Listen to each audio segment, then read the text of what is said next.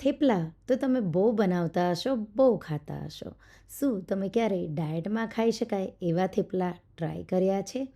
તો 2 થી 3 દિવસ સુધી સ્ટોર કરી શકાય. સાથે તમે ડાયટ કરતા હોય કે હેલ્ધી ડાયટ ફોલો કરતા હોય તો એમાં પણ ખાઈ શકો એવા આજે આપણે પ્રોટીનથી ભરપૂર થેપલા બનાવીશું. રોલ્સ બનાવો, એકલા ખાઓ કે પછી સેન્ડવિચની જેમ પણ તમે એને યુઝ કરી શકો. હેલો ફ્રેન્ડ્સ, તમારું સ્વાગત છે મારા કિચનમાં. આજે આપણે બનાવીશું એકદમ healthy high protein thepla. Thepla તો તમે બહુ બનાવતા હશો મેથીના. આજે આપણે દાળના થેપલા એકદમ નવી રીતે, અને આ થેપલા તમે 2 થી 3 દિવસ સુધી ખાઈ શકો. સાથે ચટપટી ટેસ્ટી એવી ટમેટાની ચટણી બનાવીશું. તમે લસણની ચટણી કે એકલું દહીં કે ઘરમાં કોઈ પણ અથાણું હોય એના સાથે પણ ખાઈ શકો. તો ચાલો જો બનાવીએ. તમને મારી રેસિપીઓ ગમતી હોય અને હજુ સુધી ચેનલને સબસ્ક્રાઈબ ન કર્યું હોય તો સબસ્ક્રાઈબ કરજો અને બાજુમાં આપેલી ઘંટી દબાવજો એટલે નવી નવી રેસિપીના નોટિફિકેશન આવે. આ રેસિપીથી તમે 15 જેટલા થેપલા બનાવી શકશો. ડિપેન્ડ તમે કેટલા જાડા, પાતળા, નાના, મોટા બનાવો એ રીતે તમારા થેપલા બનશે. પ્રેશર કુકર લેશું અને એમાં આપણે 1/3 કપ જેટલી પીળી મગની દાળ લેશું.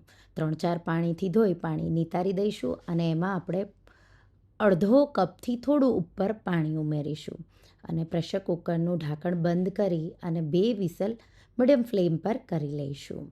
વિસલ થાય અને કુકર ઠંડુ થાય ત્યાં સુધીમાં આપણે દૂધી લેશું. અહીંયા તમારે 1 કપ જેટલી દૂધીનું ખમણ લેવાનું છે. દૂધી વાપરવાથી તમારા થેપલા એકદમ રૂ જેવા પોચા બનશે.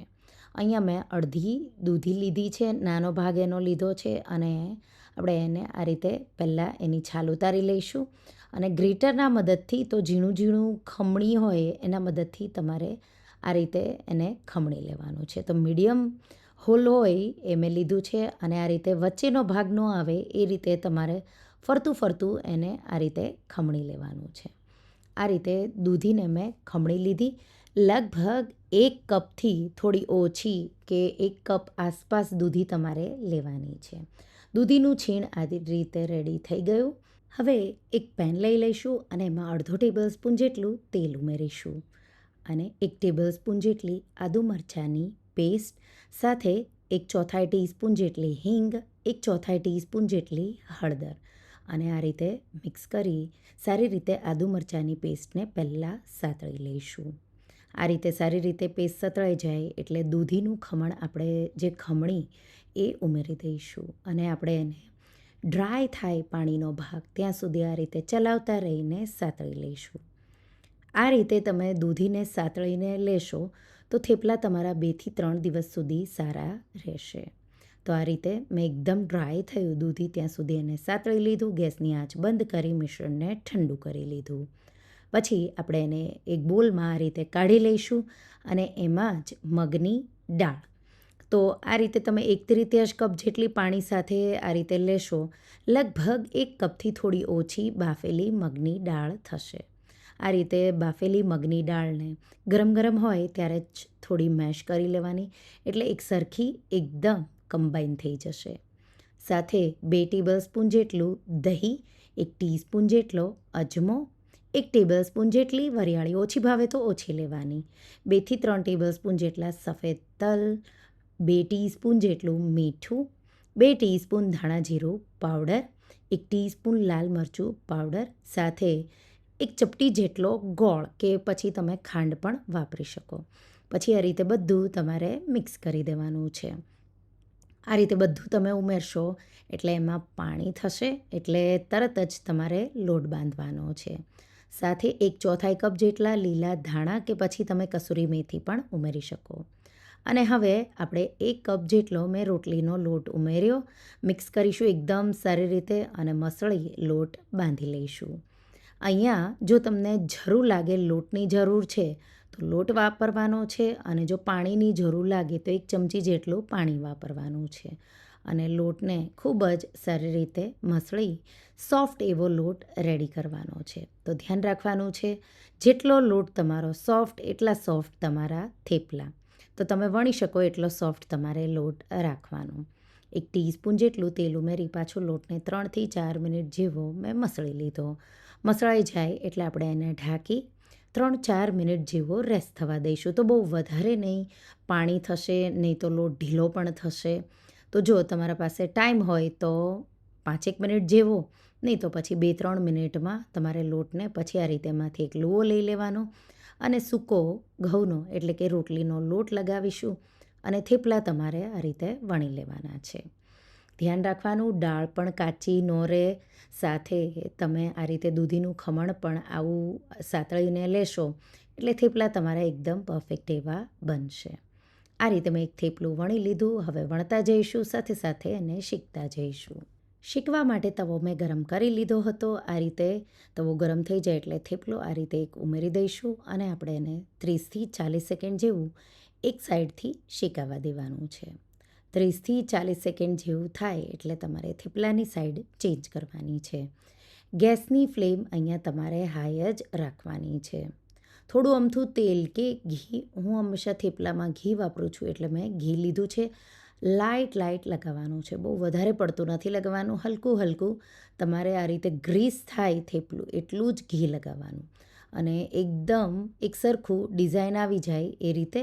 તો બહુ પ્રેસ પણ નથી કરવાનું અને બહુ તમારે એને સ્લો ફ્લેમ પર શેકાવા પણ નથી દેવાનું. આ રીતે થેપલું તમારું તૈયાર છે. આ રીતે આપણે બધા જ થેપલા શીખતા જઈશું. તો બહુ વધારે પડતું નહીં, કાચું પાકું બે સાઈડથી પહેલાં શેકી લેવાનું, પછી હલકું ઘી તમારે આ રીતે લગાવી દેવાનું અને પછી એકદમ એકસરખી એવી ડિઝાઇન આવી જાય એટલે થેપલાને તમારે બહાર કાઢી લેવાનું. મીડિયમ કે ગેસની ફ્લેમ લો રાખશો તો થેપલા છે એ ખાવામાં કડક કે ચબડ જેવા બનશે. એટલે ગેસની flame high to medium side રાખી અને શેકી લેવાના. હવે ટમેટાની ચટણી બનાવીશું. એના માટે અડધો ટેબલ સ્પૂન જેટલું તેલ ગરમ કરી અને એમાં 5-6 લસણની કળીઓ, સાથે 4 સૂકા બેડગી કે કાશ્મીરી મરચાં, મોળી વેરાયટીના મરચાં લેવાના છે. હલકું એને સાતળી લઈશું. અહીંયા તમે લસણની ચટણી અથાણું કે દહીં સાથે પણ ખાઈ શકો જો તમારે ચટણી બનાવવાનો ટાઈમ ન હોય તો. એક ચપટી જેટલી હિંગ અને 4 ટમેટાના ટુકડા સાથે મીઠું 1 ટીસ્પૂનથી થોડું ઉપર કે પછી સ્વાદ પ્રમાણે ઉમેરી ટમેટાં સોફ્ટ થાય એ રીતે તમારે એને થવા દેવાનું છે. તો ગેસની ફ્લેમ હાઈ રાખી અને ઢાંકીને 3-4 મિનિટ જેવું થવા દેશો એટલે ટમેટાં તરત જ સોફ્ટ થઈ જશે. હવે એક નાનો ટુકડો આંબલીનો અને એક નાનો ટુકડો ગોળનો. ખટાશ અને ગળપણ બેલેન્સ કરવાનું છે. મિક્સ કરી પાછું 2-3 મિનિટ જેવું થવા દઈશું. આ રીતે ટમેટાં સોફ્ટ થાય એટલે તમારે એને મેશ કરવાના. એકદમ એક સરખા એવા સોફ્ટ થઈ જશે એટલે ગેસની આંચ બંધ કરી દઈશું અને આપણે મિક્સર જારમાં ચટણી ઓન ઓફ કરી અને ચટણી વાટી લેવાની છે. તો એકદમ સ્મૂથ ચટણી વાટવાની નથી, એટલા માટે મિક્સર જારમાં થોડા લીલા ધાણા ઉમેરીશું, 1/4 કપ જેટલા, અને પલ્સ કરી આવી ચટણી મેં વાટી લીધી છે. આ ચટણી કોઈ પણ પરાઠા, ભાખરી, રોટલી સાથે તમે ખાઈ શકો. બહુ ટેસ્ટી એવી બને છે.